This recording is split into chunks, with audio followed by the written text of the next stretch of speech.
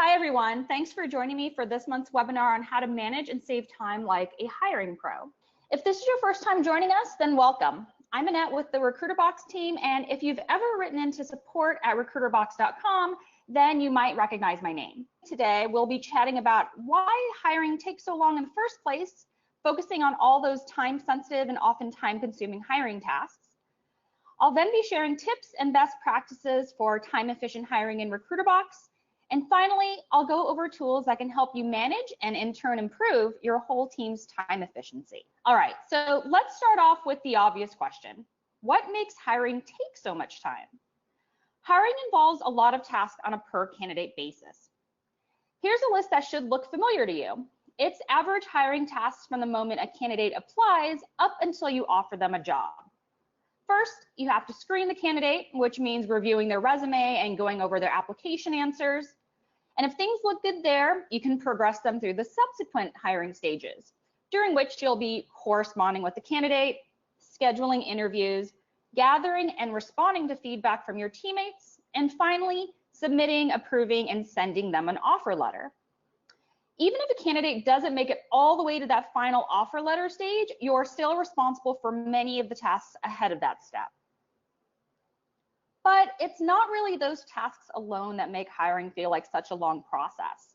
Rather, hiring is often bogged down by inefficient workflows, lack of urgency or visibility on time-sensitive actions, and bottleneck collaborators. Now, since you can't avoid all those hiring tasks, what can you do to save time during hiring? Hiring can be made time efficient by building and adhering to specific processes, especially ones that you can repeat and scale, staying organized and on top of your responsibilities, and identifying and resolving blockages to improve team-wide time efficiency. Our first step is to combat the issue of inefficient workflows by creating streamlined workflows to help you save time during hiring. Recruiterbox's custom hiring stages help with this. Our different stage types are built around specific hiring tasks like interviews and reviews, which have built-in time-saving presets. And furthermore, Recruiterbox hiring stage workflows can be copied to other openings and edited as needed, resulting in processes that can be repeated and scaled. So how does this look? Depending on the stage type, you'll be prompted to enter preset details to be auto-filled when taking candidates through those stages.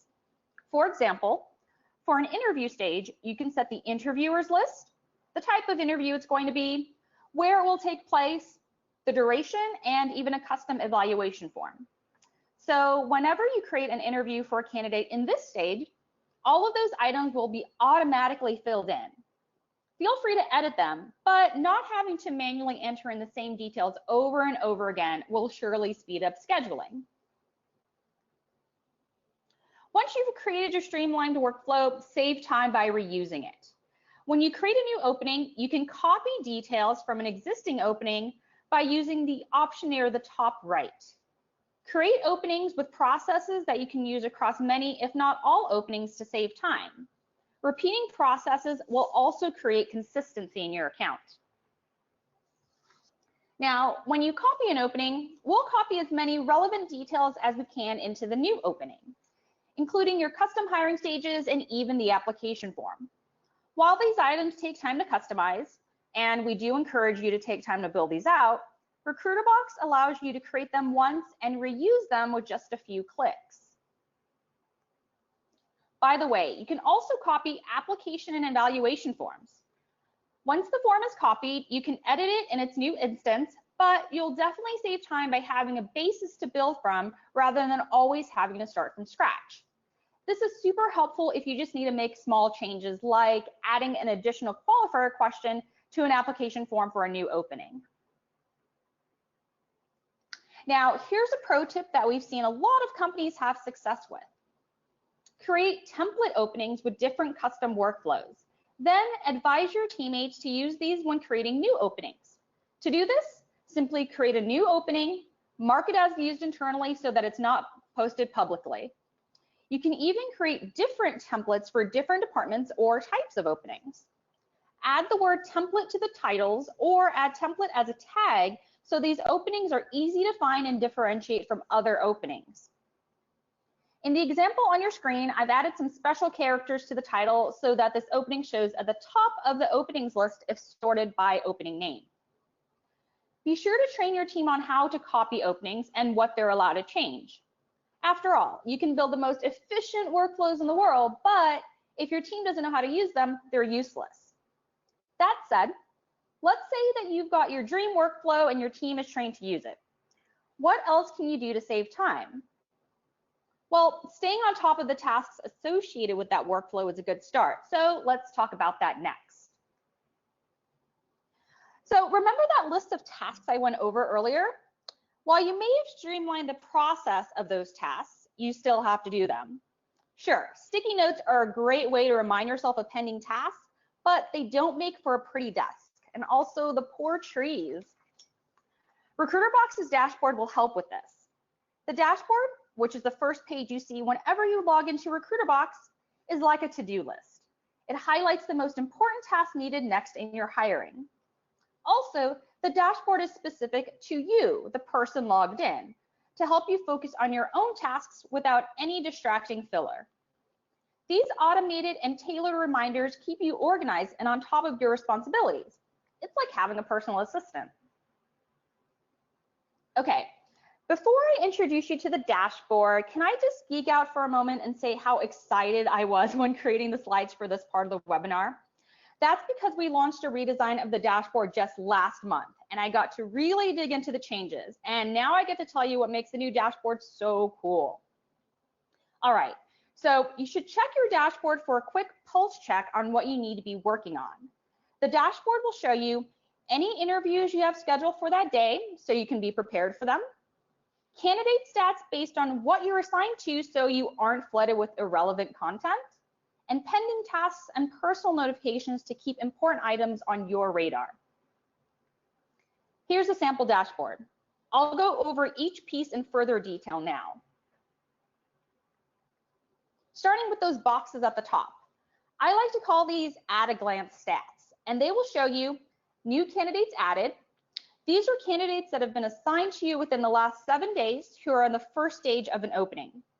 Basically, these are candidates who have recently applied or were recently added to the system. Next are candidates to view. These are candidates assigned to you, regardless of their stage in opening. These differ from new candidates added because they may have been in the system for a while, but they're your responsibility. Next are interviews to schedule. These are candidates assigned to you who are in interview stages but have yet to have an interview scheduled. In other words, you need to schedule interviews with them. Lastly, evaluations to submit. These are candidates who have that you have interviewed that you need to submit a post-interview evaluation for.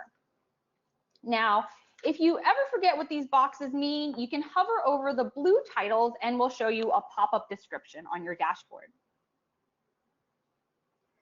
Below the at-a-glance stats are your tasks. This is truly a to-do list. Your goal ought to be knocking these out because these are the items your team needs from you right now to keep the hiring machine moving along.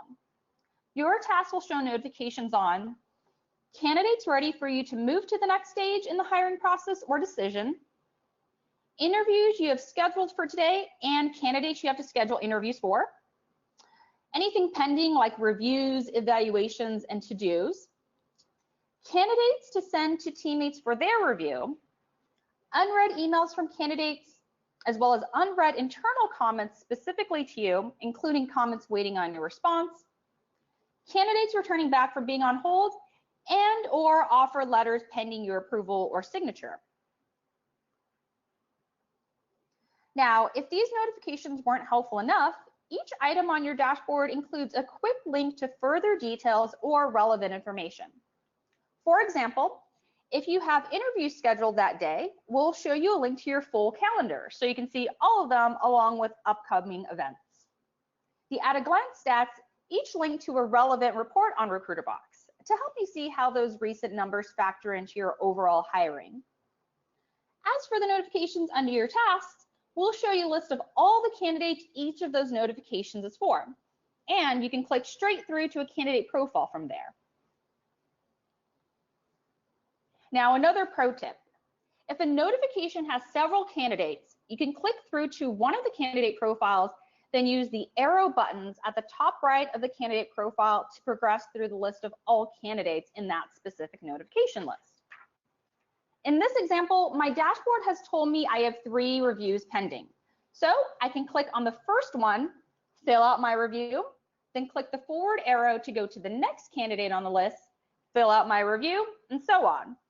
This is a great way to knock out tasks in quick succession. When you're done, click the Back to Dashboard link at the top left of the last candidate's profile and move to the next notification.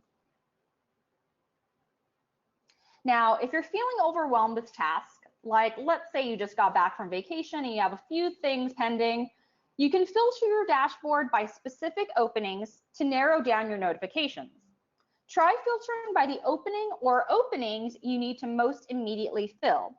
Work on those tasks first, then work your way through the rest. All right, so you've got a great workflow going, you're staying on top of your work. What's next? Well, hiring is a machine with many moving parts. While you might be keeping your part moving, how do you make sure the other parts are also moving? Recruiterbox has tools to help you manage and engage teammates. These include the Everything Else section on your dashboard, plus super admin ability to view other users' dashboards, as well as reports. More specifically, the stage movement and interviewers and reviewers reports. Now, if you've looked at your dashboard, you may have noticed a section I have not gone over yet.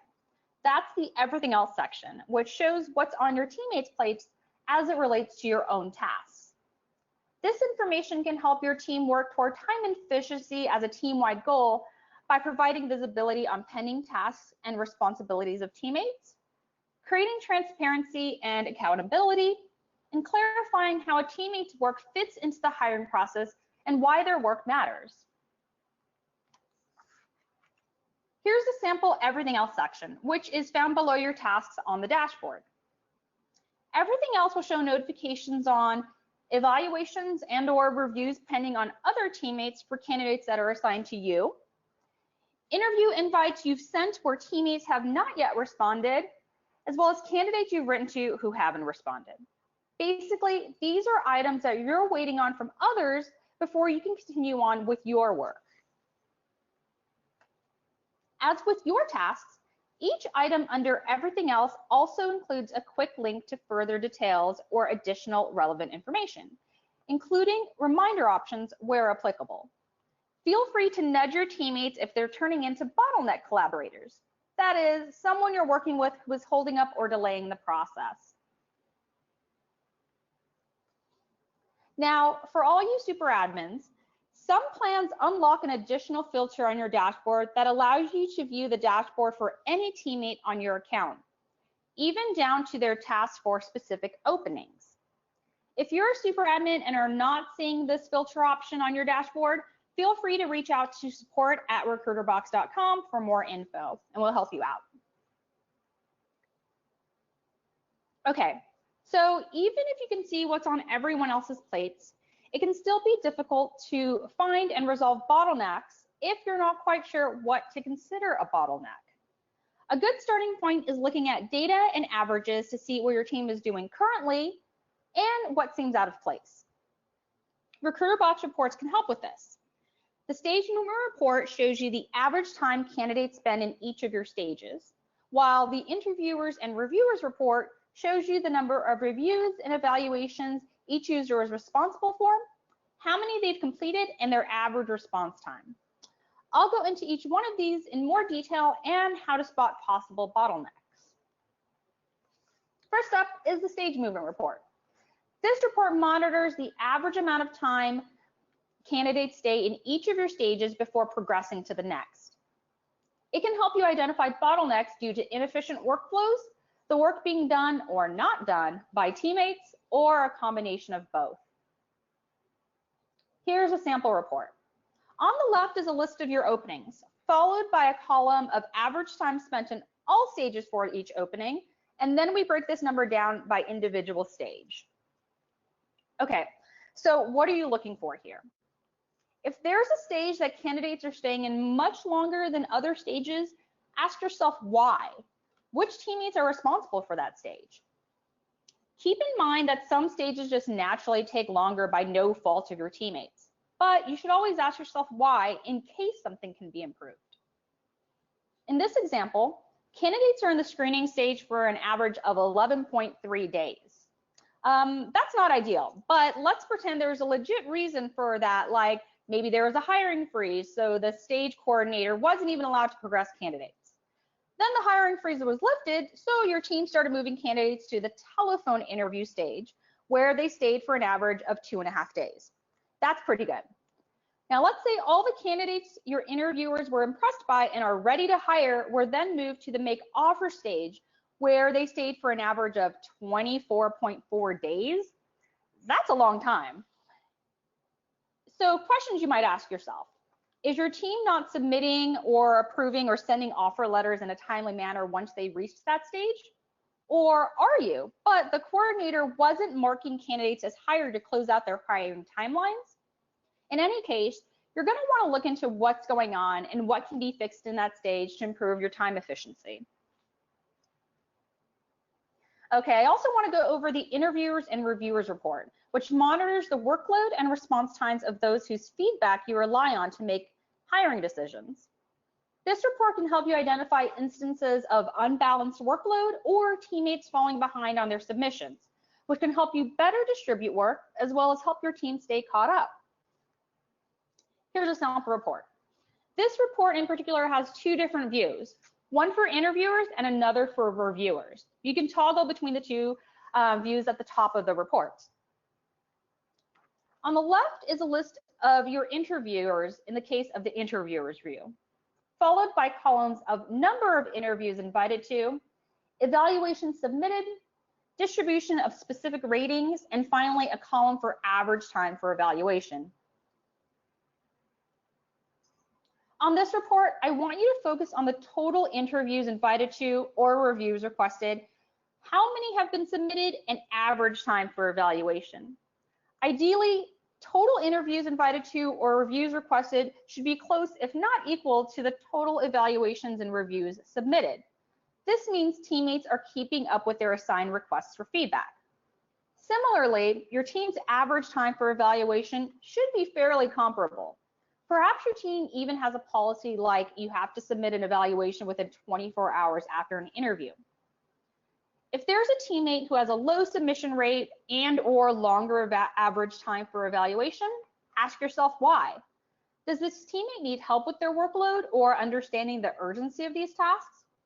Reports like this can help you start conversations with your team about expectations or even set those expectations. To close out this topic, I want to stress that visibility of your team's work is not a means to micromanage. Rather, we provide these tools as a means to understand how your team is functioning so that you can improve workloads and help teammates excel based on actual data. What's working? What's not? How can I help? These are questions you should be asking yourself and your team. Okay, just to recap, today we went over understanding why hiring takes time, including the tasks involved, best practices and pro tips for time efficient hiring, and how to manage and improve your team's time efficiency.